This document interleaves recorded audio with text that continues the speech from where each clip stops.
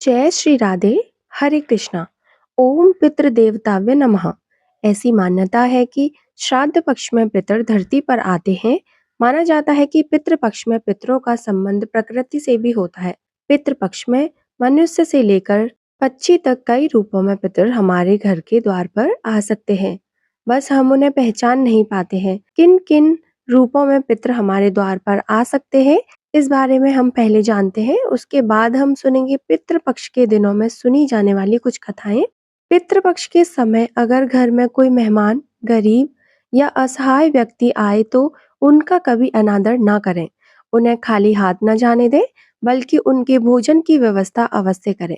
श्राद्ध पक्ष में गाय या कुत्ते का भी द्वार पर आना बहुत शुभ माना जाता है।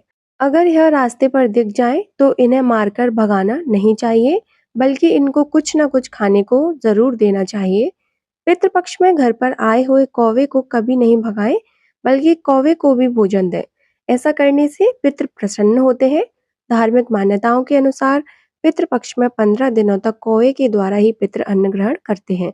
इससे न सिर्फ वे तृप्त होते हैं, बल्कि अपने परिवारजनों को भरपूर आशीर्वाद भी देते हैं। हिंदू धर्म में ग्रंथों के अनुसार मनुष्य पर 3 प्रकार के ऋण होते हैं, जिनमें पितृ ऋण, देव ऋण और ऋषि ऋण प्रमुख माने गए हैं, और इन सब में भी सर्वोपरि है पितृ ऋण। पितृपक्ष में श्रद्धा पूर्वक श्राद्ध कर्म करके परिजन अपने इन तीनों ऋणों से मुक्त होकर मोक्ष को प्राप्त कर सकते हैं। पितृपक्ष के दिनों में पितरों के नाम से श्राद्ध तर्पण के अलावा पितरों की कथा का श्रवण करके अगर उसका पुण्य पितरों को अर्पित कर दिया जाए तो उससे भी पितरगण तृप्त और प्रसन्न हो जाते हैं। ब्रह्म वैवर्त पुराण के अनुसार देवताओं को प्रसन्न करने से पहले मनुष्यों को अपने पितरों को प्रसन्न करना चाहिए, और ज्योतिष के अनुसार पितृ दोष को सबसे जटिल कुंडली दोषों में से एक माना जाता है। पितरों की आत्मा की शांति के लिए हर साल भाद्रपद शुक्ल पूर्णिमा से अश्विन कृष्ण अमावस्या तक के काल को, जिसे पितृपक्ष कहा जाता है, पितरों के नाम से दान पुण्य आदि कार्य किए जाते हैं।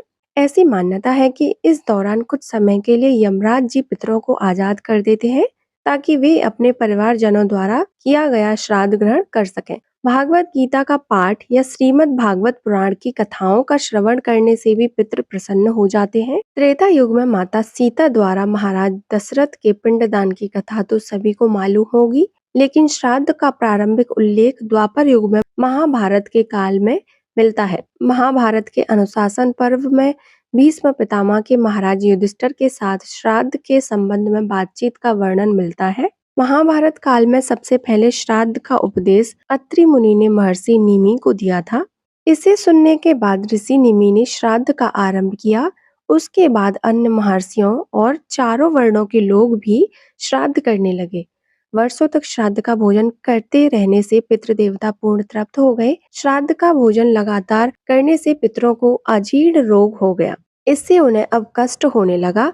अपनी इस समस्या को लेकर वे ब्रह्मा जी के पास गए और उनसे इस रोग की मुक्ति दिलाने की प्रार्थना की। पितरों की प्रार्थना से द्रवित होकर ब्रह्मा जी ने कहा कि आपका कल्याण तो अग्निदेव करेंगे। तब अग्निदेव ने पितरों से कहा कि अब से श्राद्ध में मैं आपके साथ भोजन करूंगा। मेरे साथ रहने से आपका अजीर्ण दूर हो जाएगा। यह सुनकर पितर बड़े प्रसन्न हुए। बस तभी से श्राद्ध में सबसे पहले अग्नि का भाग दिया जाने लगा और पितरों को अजीर्ण रोग से मुक्ति मिल गई। ऐसा कहा जाता है कि अग्नि में हवन करने के बाद पितरों के निमित्त दिए जाने वाले पिंडदान को ब्रह्म राक्षस भी दूषित नहीं करते। सबसे पहले पिता, उनके बाद दादा और उनके बाद परदादा के निमित्त पिंडदान करना चाहिए। यही श्राद्ध की विधि है। श्राद्ध में हर गृहस्थ को अपने पितरों के नाम से कुछ न कुछ दान अवश्य देना चाहिए। अब सुनिए श्राद्ध पक्ष में हर दिन सुनी जाने वाली कथा। प्राचीन कथा के अनुसार जोगे और भोगे दो भाई थे। जोगे धनी था और भोगे निर्धन था। दोनों भाइयों में बड़ा प्रेम था, लेकिन जोगे की पत्नी को धन का घमंड था और उधर भोगे की पत्नी बिल्कुल सरल हृदय की थी। पितृपक्ष आने पर जोगे की पत्नी ने उससे पितरों का श्राद्ध करने के लिए कहा, तो जोगे इसे बेकार का काम समझकर टालने लगा। लेकिन उसकी पत्नी को यह पता था कि अगर ऐसा नहीं किया तो लोग बहुत बातें बनाएंगे। जोगे की पत्नी को घमंड तो था, साथ ही उसे अपने मायके वालों को दावत पर बुलाने और अपनी अमीरी दिखाने का भी यह बिल्कुल सही अवसर लगा। आखिरकार वह अपने पति से बोली कि अगर आप मेरी परेशानी की वजह से ऐसा कह रहे हैं कि तुम श्राद्ध मत करो, तो मैं सहायता के लिए भोगी की पत्नी को बुला लूंगी। दोनों मिलकर सारा काम कर लेंगे। फिर तो उसने जोगी को अपने मायके न्योता देने के लिए भेजा।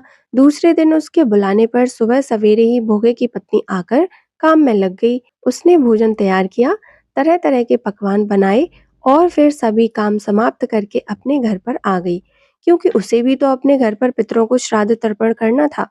इस अवसर पर जोगी की पत्नी ने उसे जाने से नहीं रोका और ना ही वह रुकी।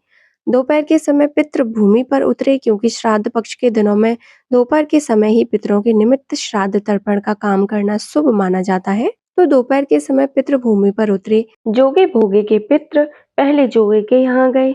वहां गए तो उन्होंने देखा कि उसके ससुराल वाले तो उनसे पहले ही भोजन करने पर जुटे हुए हैं। आखिरकार फिर वे भोगी के घर गए, जहां पितरों के नाम पर अगेरी दे दी गई थी। पितरों ने अग्यारी की राख चाटी और भूखे ही नदी के तट पर पहुंच गए। थोड़ी ही देर में नदी के किनारे सभी पितर एकत्रित हुए और अपने अपने यहाँ के परिवारजनों के श्राद्धों की तारीफें करने लगे।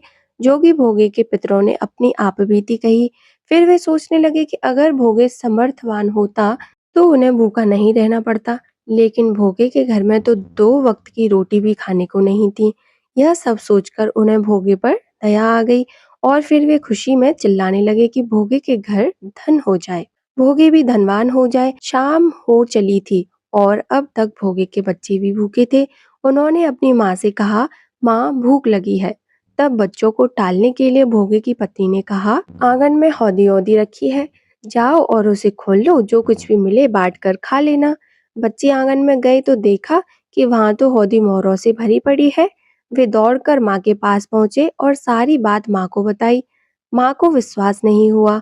आंगन में जब भोगे की पत्नी ने यह सब देखा तो वह भी हैरान रह गई और इस तरह पितरों की कृपा से वह गरीब भोगे भी धनवान हो गया। धन पाकर वह कभी घमंडी नहीं हुआ और फिर अगले साल का पितृ पक्ष आया।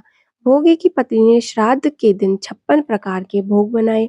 ब्राह्मणों को अपने घर बुलाकर श्राद्ध किया, भोजन कराया और दक्षिणा दी। सोने चांदी के बर्तनों में जेठ जेठानी को भोजन कराया, जिससे पितर बहुत प्रसन्न और तृप्त हुए। यह थी श्राद्ध पक्ष के दिनों में सुनी जाने वाली जोगी और भोगी की कथा। अगर आपको अच्छी लगी हो तो वीडियो को लाइक करके कमेंट बॉक्स में पितृ देवता की जय जरूर लिखिएगा।